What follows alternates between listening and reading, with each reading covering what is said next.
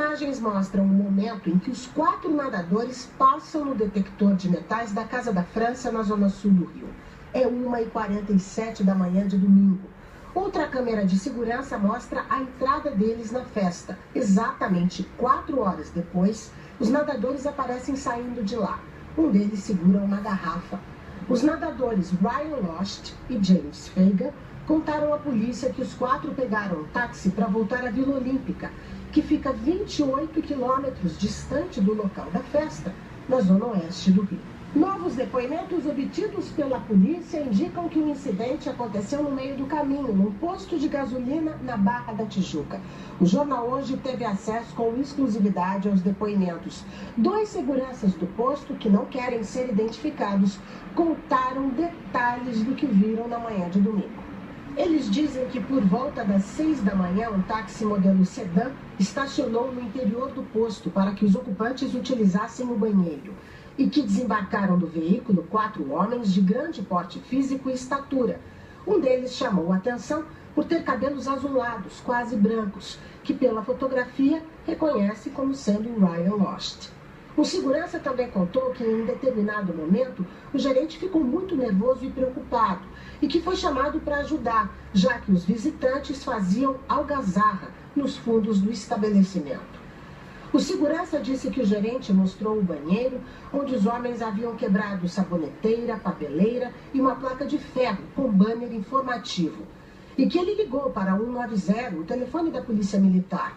O 190 pediu para esperar uma viatura, mas ela não chegou.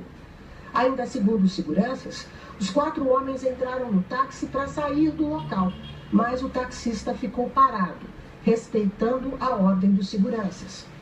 E os homens gritavam palavrões várias vezes. Os homens então desembarcaram e bateram a porta do táxi violentamente. Os seguranças contaram que os homens estavam muito alterados, agressivos e claramente bêbados. No depoimento, o segurança conta que o homem, reconhecido pela fotografia como Gunnar Vance, mostrou uma nota de $20, esticando-a com as 2 mãos e falando debochadamente em português muito ruim. $20, R$60. Foi nesse momento que o declarante e o seu amigo mostraram suas credenciais e se identificaram como agentes de segurança. Ryan Lochte e James Fagan saíram correndo. Um dos seguranças disse que ele e o amigo pararam os outros 2, mostrando a palma da mão, indicando que não aceitariam os $20.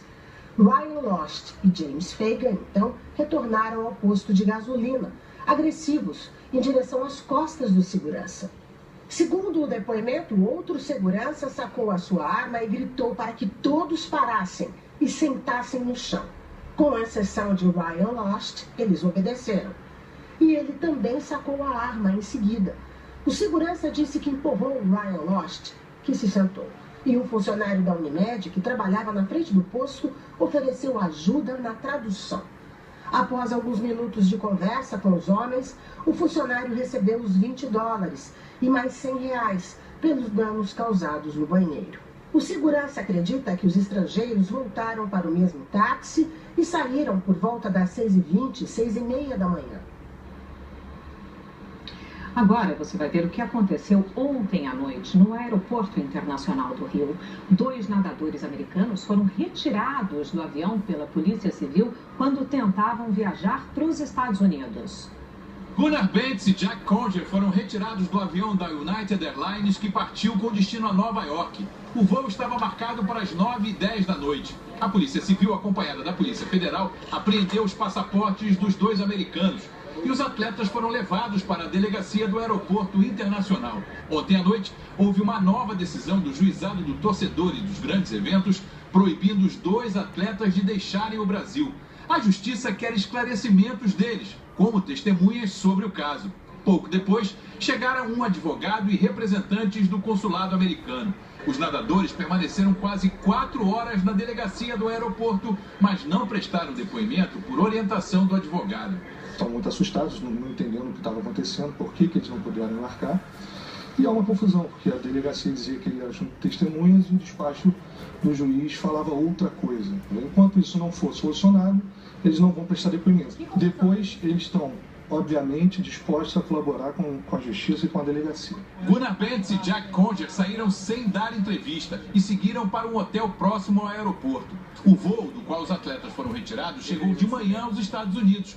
Um dos passageiros contou que viu um dos nadadores sendo retirado. Disse que ele nem chegou a sentar, foi apenas retirado com a educação do avião.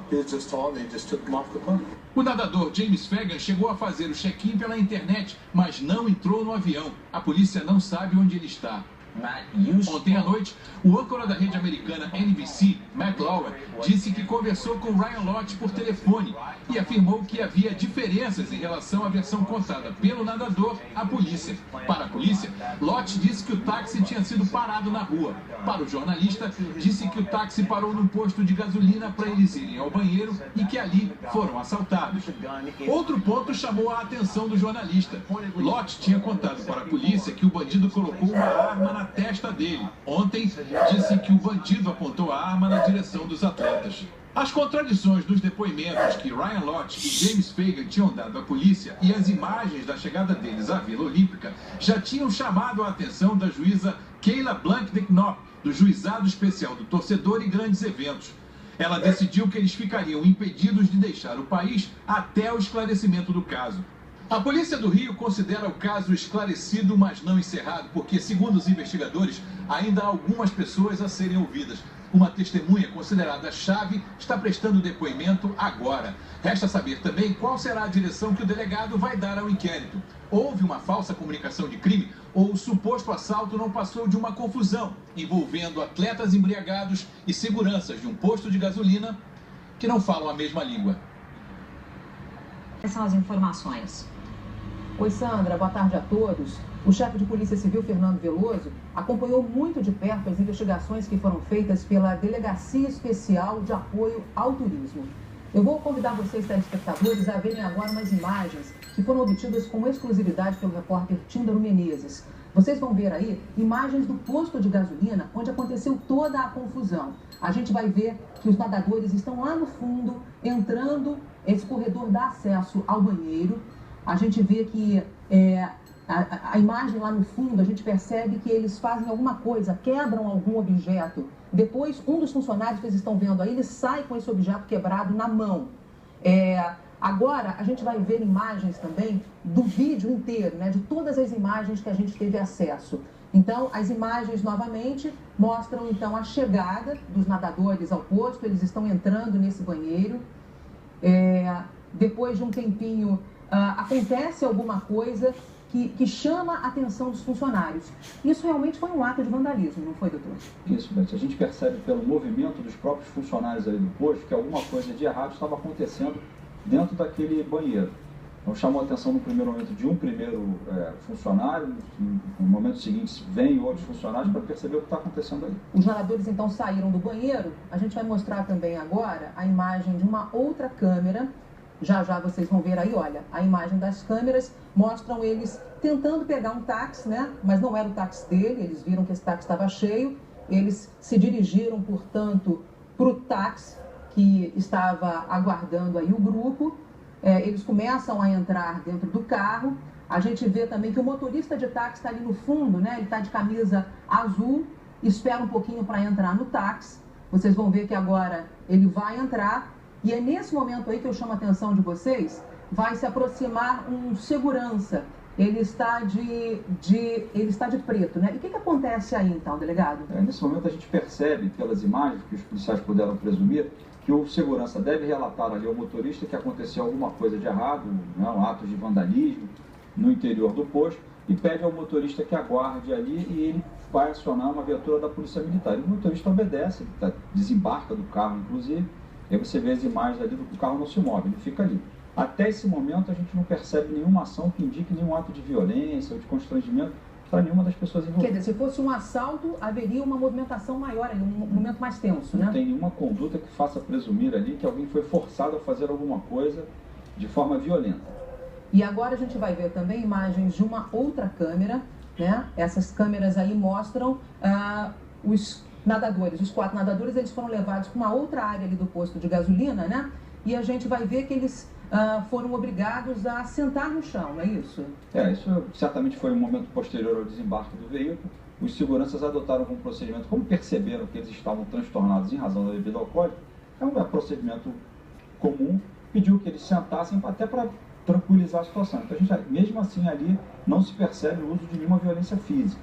Com exceção de um deles que insiste em se manter de pé, os outros obedeceram a esse comando e permaneceram sentados. E eles deixaram dinheiro no posto de gasolina? Sim, o depoimento de um dos seguranças que já foi identificado, já foi ouvido na sede da delegacia, dá conta de que eles entregaram R$100 e uma nota de $20, supostamente para pagar o prejuízo que causaram ali no estabelecimento. E o que vocês devem concluir desse caso? Olha, ainda há uma série de medidas que estão em andamento, outras testemunhas estão sendo ouvidas, inclusive o próprio taxista que já foi identificado, está prestando depoimento. Há uma perícia que tem que ser feita para constatar esse suposto dano. E eu acredito que em breve a gente conclua todas essas medidas, o Dr. Braga está conduzindo essa investigação, e aí a polícia vai formar convicção quanto à conduta dos atletas.